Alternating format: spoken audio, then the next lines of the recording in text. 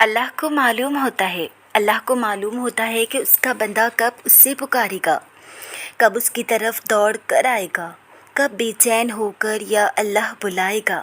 وہ انتظار کر رہا ہوتا ہے تمہارا۔ کبھی سنی ہے ایسی محبت جو فجر سے ذرا پہلے ساتویں آسمان پر نور کی مانند ہوتی ہے، خود پکارتے ہوئے دعائیں قبول کرنے کے لیے تمہیں بلاتا ہے، اور تب جو اس کی آواز پر لبیک کہتے ہیں ان کے لیے وہ اللہ سے میرے پیارے اللہ بن جاتا ہے۔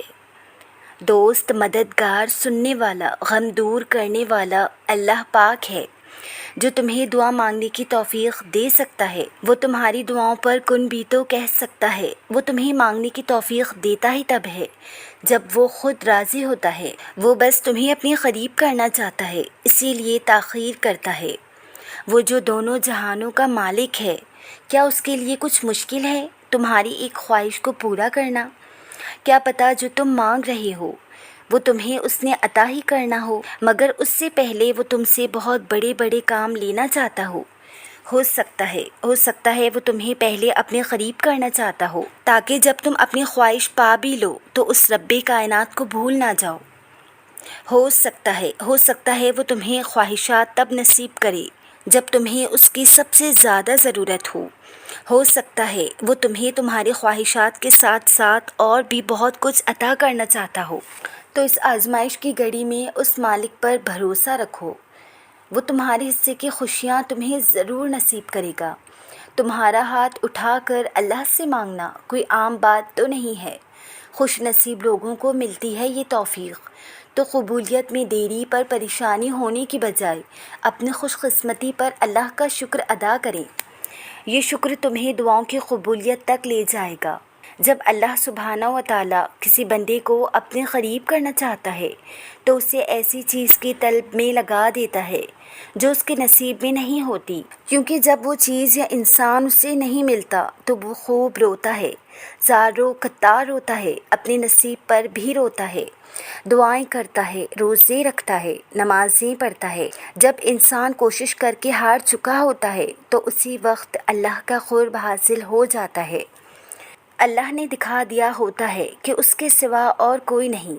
اللہ نے سارے رشتے کی حقیقت عیان کر دی ہوتی ہے جس سے ہمیں محبت ہوتی ہے، اور اب اس چیز کی طلب بھی باقی نہیں رہتی۔ دل ضد نہیں کرتا، دماغ کو سکون مل ہی جاتا ہے، اب اسے اللہ کو راضی کرنے کی فکر لگی رہتی ہے۔ بہت خوش نصیب ہے وہ شخص جسے اللہ کی محبت حاصل ہو جائے۔ کچھ لوگ اس لیے بھی دعا مانگنا چھوڑ دیتے ہیں کہ وہ سمجھتے ہیں کہ نصیب تو لکھا جا چکا ہے تو ہوگا وہی جو نصیب میں ہے، لیکن کبھی یہ سوچا ہے کہ نصیب کا لکھا ہی سب کچھ ہوتا تو اللہ دعا مانگنے کا اختیار ہی کیوں دیتا؟ دعا مقدر تو کیا نصیب کے لکھے کو بھی ٹال سکتی ہے۔ ہاں نصیب لکھا جا چکا